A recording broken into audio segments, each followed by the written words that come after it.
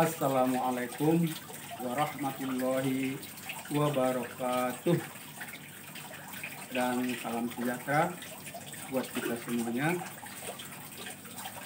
Selamat berjumpa kembali dengan Mas Taklum, Guru Bahasa Indonesia SMP Indonesia Ramadi, dalam rangka melanjutkan pelajaran bahasa yang telah kita mulai bab 2 pada minggu yang lalu.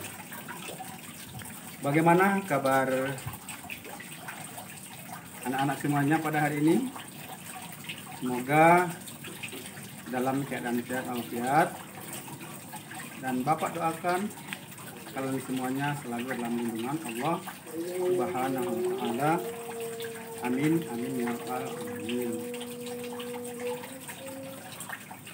Masih ingat apa yang kita bahas pada pertemuan yang lalu? Tentunya kalian ingat itu adalah tentang pidato persuasif. Yang hari itu sudah kita bahas beberapa jenis pidato dan juga metode berpidato. Nah, hari ini masih lanjutan dari yang kemarin, yaitu tentang pidato persuasif.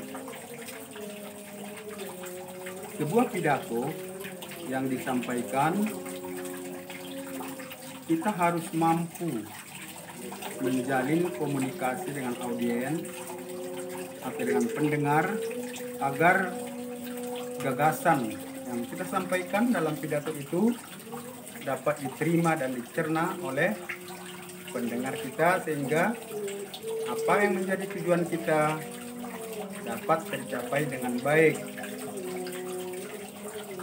Apa saja yang perlu kita perhatikan pada saat berpidato? Untuk menjalin komunikasi yang baik, tidak cukup dengan vokal dan suara yang lantang, tetapi harus didukung dengan intonasi dan juga ekspresi. Apa saja yang termasuk dengan intonasi? Yaitu ada tempo, ada nada, dan juga ada jeda. Maksudnya tempo itu cepat lambatnya kita mengucapkan sebuah kata atau kalimat dalam berpidato. Misalnya, semangat berapi-api. Semangat cepat, berapi-apinya lambat. Kemudian yang kedua yaitu nada. Nada itu tinggi rendahnya suara kita ketika kita berpidato. Misalnya, hadirin yang terhormat. Hadirin tinggal terhormat rendah. Kemudian yang ketiga adalah jeda. Jeda ini ada saatnya kita berhenti sejenak, memberikan kesempatan kepada pendengar dan juga kepada kita untuk melanjutkan pidato tersebut, untuk meresapi isi dari pidato itu sebelum dilanjutkan. Jadi pengganti dari koma dan penggalan-penggalan dalam pidato tersebut sehingga mudah dipahami. Jadi tidak buru-buru dikejar seperti orang dikejar lebah, tapi ada saatnya kita berhenti sejenak. Artinya para pendengar yang berbahagia, mendengar, berhenti sejenak, dan berbahagia. Kemudian yang berikutnya adalah tentang ekspresi. Ini raut wajah yang kita tunjukkan harus mencerminkan apa yang kita sampaikan. Itu bisa dengan tatapan mata, bisa dengan tangan juga, gerak-gerik tubuh, dan juga raut wajah yang menggambarkan isi pidato tersebut. Kemudian dalam pidato persuasif ini pada bagian akhir tentunya kita mengajak pendengar, ada kata ajakan yang kita ungkapkan. Misalnya, mengingat demikian pentingnya persaudaraan dan kerukunan di tengah keragaman budaya ini, mari kita terus berangkulan menghindari kebencian dan permusuhan serta berusaha menciptakan suasana damai di tengah-tengah masyarakat.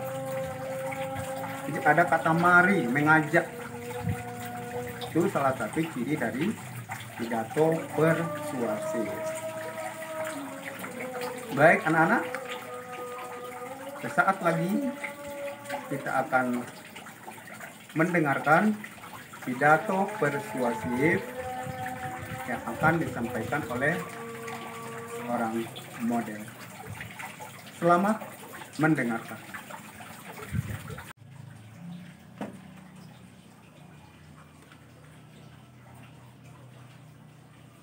Assalamualaikum warahmatullahi wabarakatuh. Salam sejahtera buat kita semuanya.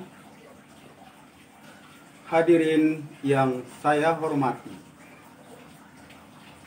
Pertama-tama, marilah kita mengucapkan puji syukur kehadrat Allah Subhanahu wa Ta'ala yang telah melimpahkan rahmat dan nikmatnya kepada kita sehingga kita dapat hadir dan berkumpul di ruangan ini dalam keadaan sehat walafiat.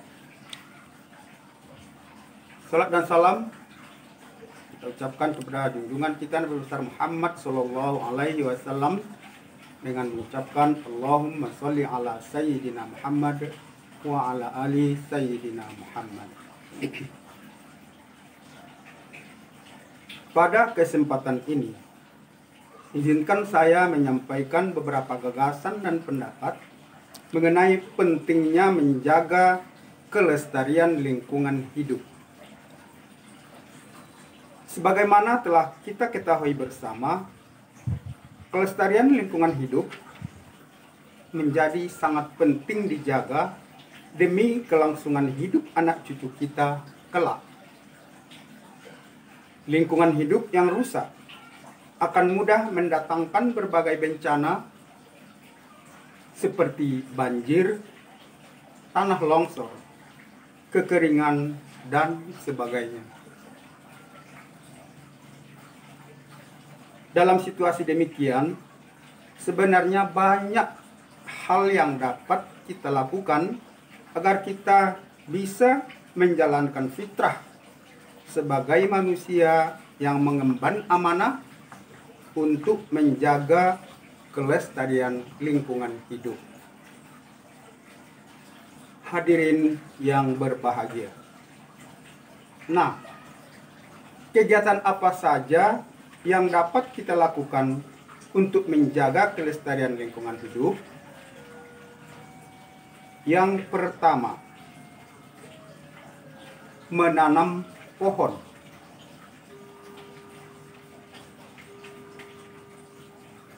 Kegiatan ini sejalan dengan program pemerintah, yaitu gerakan penanaman 1 miliar pohon.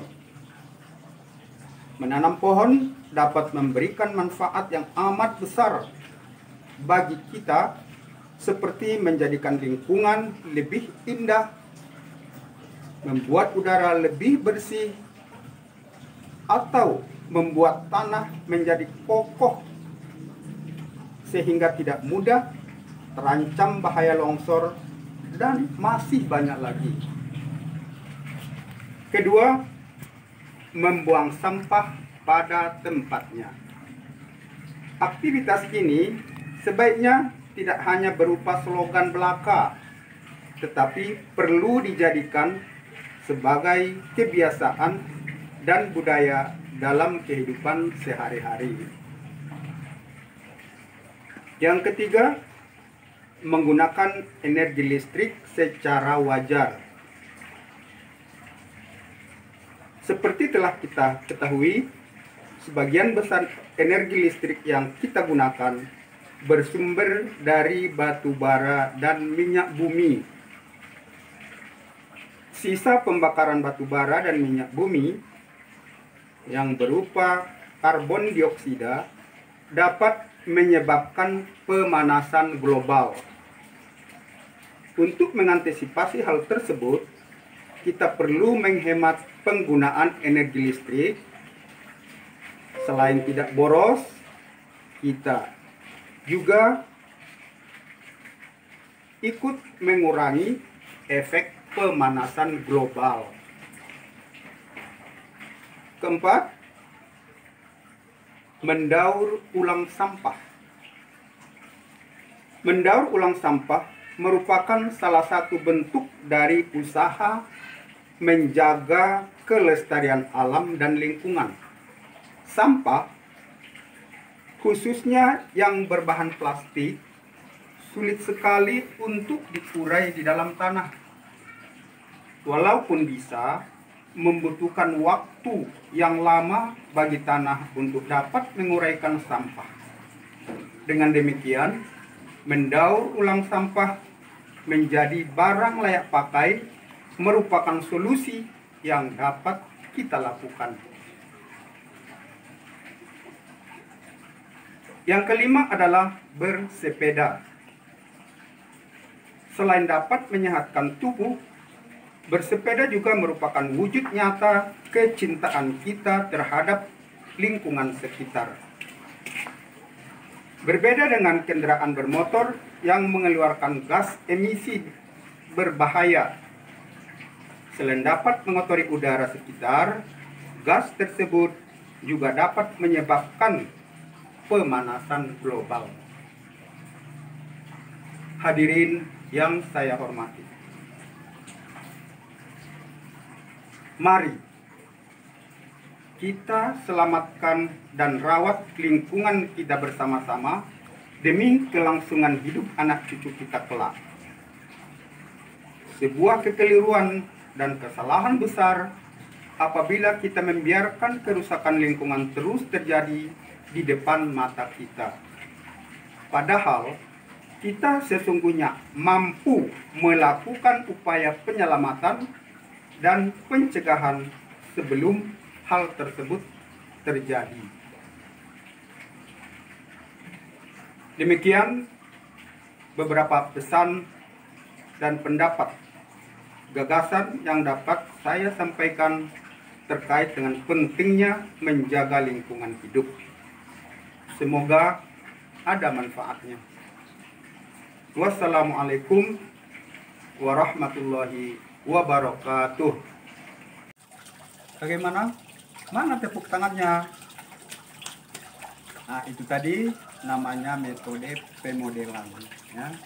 Di model itu bisa guru, juga bisa siswanya. Baik, selanjutnya Bapak akan beri tugas yang akan kalian kerjakan, yaitu mengidentifikasi isi dari pidato tersebut. Jadi soalnya tidak banyak. Yang pertama, mengidentifikasi gagasan, pikiran, pandangan disertai dengan bukti tekstual. Jadi kalian jawab nanti apa gagasan yang disampaikan dalam pidato itu, kemudian tuliskan satu kalimat bukti tertulisnya, ya. Kemudian yang kedua, identifikasi fakta-fakta pendukung gagasan yang disampaikan oleh orator tadi, dan tuliskan juga bukti tekstualnya. Dan yang ketiga, identifikasi kalimat ajakan yang digunakan dalam pidato tersebut, dan juga tuliskan bukti tertulisnya.